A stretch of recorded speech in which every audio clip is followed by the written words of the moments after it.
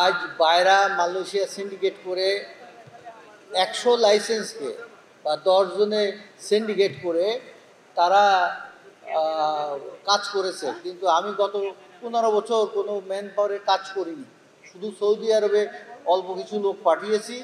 আমি সিন্ডিকেটের বিপক্ষে, এবং আমাকে সিন্ডিকেটে ঢোকার জন্য প্রথমেই আমন্ত্রণ জানানো হয়েছিল ওয়েস্টিন হোটেলে।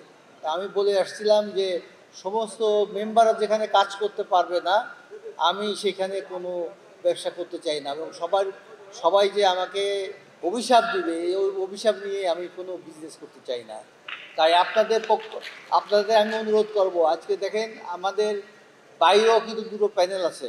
একটা প্যানেল আছে তারা ডিক্লেয়ার দেওয়া যে তারা হইতেছে ওই রুহুল আমিন স্বপনের প্যানেল। তার যে এখন যিনি ক্যান্ডিডেট, আমি নাম বলতে চাই না কারো, আপনারা তারা সবাই চেনেন, সে ডিক্লেয়ার দেওয়া আর একটা আছে বর্ণচোরা, যারা হইতেছে আমাদের নুর আলী ভাইয়ের পৃষ্ঠপোষকতায়। এবং নুর আলী সাহেব প্রথম একটা পুতুল ধরে নিয়ে আসছিল, এই ওর নাম কি ছিল ওই এমপি, বেনজির আহমেদ সাহেব, যাকে বাংলাদেশে ম্যান পাওয়ার জগতে কেউ চিনত না। সেই বেনজির আহমদ সাহেবকে এনে আমাকে ওয়েস্টিন হোটেলে যেতে হয়েছিল।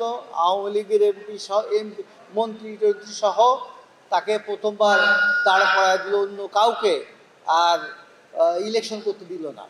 সেই বেনজির আহমদকে পাস করাইতে হলো। আমিও কিন্তু সেই মিটিংয়ে আমাকে যেতে হয়েছিল, কারণ তখনকার সরকারের প্রেসারে বাধ্য হয়ে আমাকে যেতে হয়েছিল সেই মিটিংয়ে। কিন্তু আমি পরবর্তীতে কোনো মিটিংয়ে বা কোনো ভোট দিতে আমি কখনো যাইনি।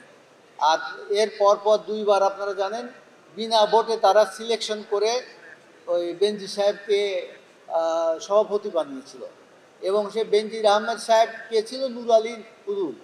এর পরবর্তীতে নুর আলী সাহেবের সাথে ভাগ বাটোয়ারা নিয়ে কোনো সমস্যা হয়েছিল, সেই কারণে নুর আলী সাহেব এখন আর একটা পুতুল সেই একই এরিয়া থেকে ধরে নিয়ে আসছে, আমি নাম বলতে চাই না কারো।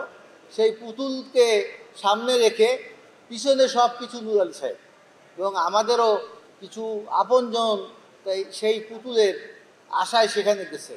এবং তার মধ্যে আরেকজন অতি উৎসাহী, তিনি আমার মনে হয় সাধারণ সম্পাদক হতে চান, তিনি আমাদের খুব আপনজন।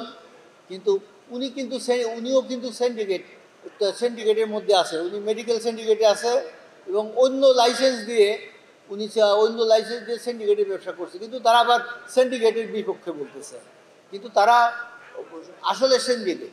কিন্তু আমরা যারা এখানে আছি, আমি যতদিন জীবিত আছি, আমি এখনো বলতে চাই বাইরেকে ক্ষমতা আসবে, নির্বাচন হইতেছে সাধারণ সদস্যের ব্যাপার, তারা যাকে পছন্দ হয় তাকে ভোট দিবে, এবং আমরা বাইরে ইলেকশন করেই যে ক্ষমতা আসবে।